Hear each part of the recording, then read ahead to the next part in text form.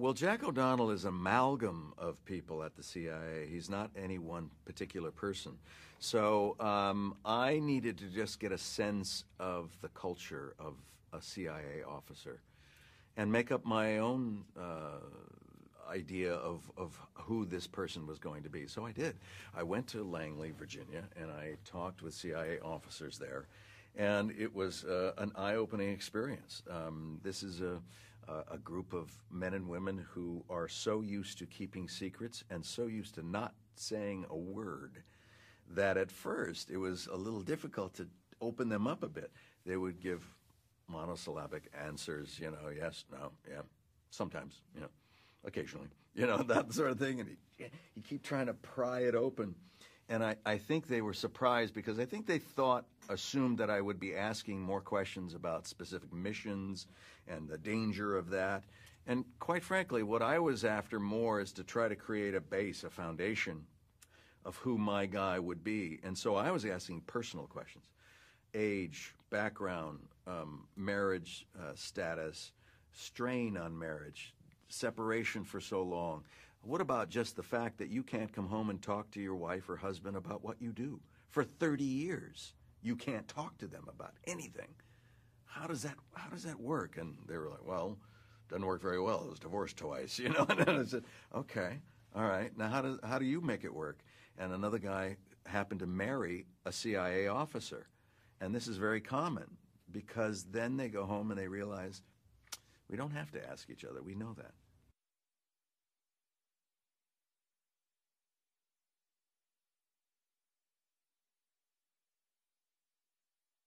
Ben is fantastic, a tremendous command of the story, an absolute passion for filmmaking, number one, and for making sure that he does the best job he can. In the directing that I've done, I always get a sense that I have to stay on top of it. I have to stay on top of it because during production, if I miss a beat, if I miss this, I can't go back and, it's hard and maybe you won't have the same opportunity again. And he has the same anxiety.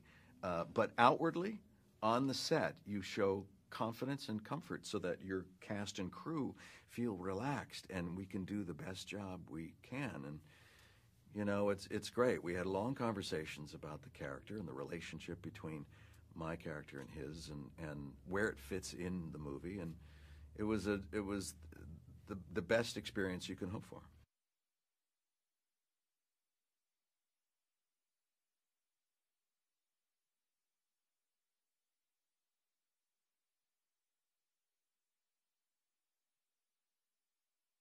It's actually a lot harder to actually film those tense scenes because we're doing them in compacted form.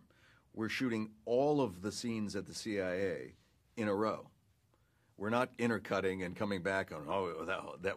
We have to just imagine how the tension has been cranked up. And so when you go through a script, you get that sensibility. Hopefully it hits you when you first read it. And you go, oh, at this point, it's really tense, but not quite as tense as that, And then here's absolute relief at the end. So you can see the markers and where your character needs to go. And then you have to work on how I can justify ratcheting up to that point of tension where you're vibrating at certain points. And that's through experience and imagination, quite frankly.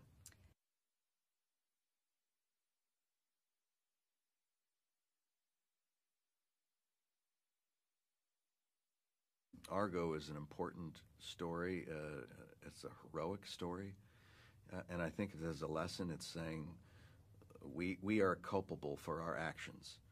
In the very beginning of the movie, we say the culpability of the United States and putting the Shah of Iran in that position. And we as a country, I think, what I take away from it is that any country needs to be responsible for its actions and to lead by example, not by might. And the ultimate message out of ARGO is one of cooperation. Look what great things can happen when working well with people for a greater good. things that are beyond your own personal gain. All these people who have to work anonymously in the Hollywood section of the movie too, as well as the CIA, everyone did it for the right reasons, to save the lives of human beings. There's no greater story than that.